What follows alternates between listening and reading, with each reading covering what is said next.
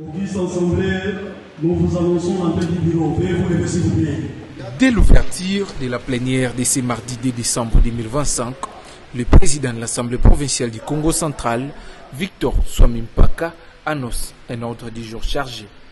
Les députés en majorité présents adoptent sans difficulté les premiers points dans les procès-verbaux des séances précédentes. Je vous rappelle que notre règlement intérieur stipule que les mandats de députés provinciaux commencent à la validation des pouvoirs par l'Assemblée provinciale et expirent à l'installation de la nouvelle Assemblée. Outre l'expiration de la législature, les mandats de députés provinciaux prennent fin par absence non justifiée et non autorisée à plus d'un quart de séance d'une session. Mais l'ambiance change lorsque les rapporteurs, honorable Bilintunga, procèdent à la lecture d'un courrier en provenance du Centre d'amitié suisse RDC, une correspondance jugée sensible qui ravive un litige financier international impliquant les membres du bureau sortant.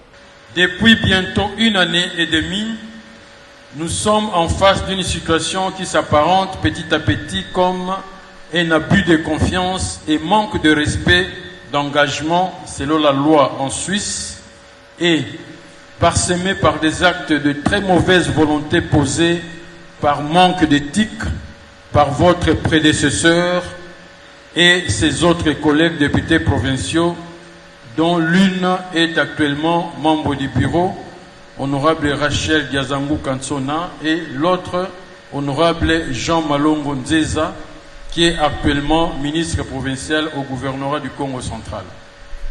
De quoi s'agit-il, honorable président?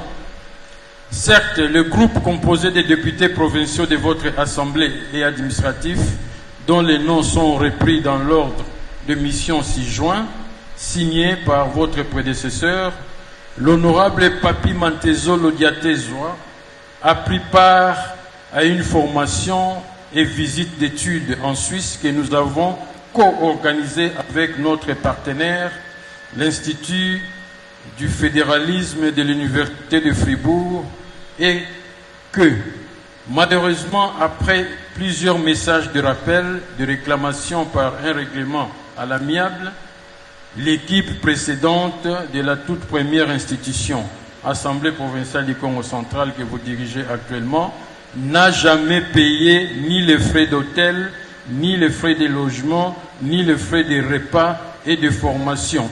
Des positions opposées révélant la tension autour de ces dossiers.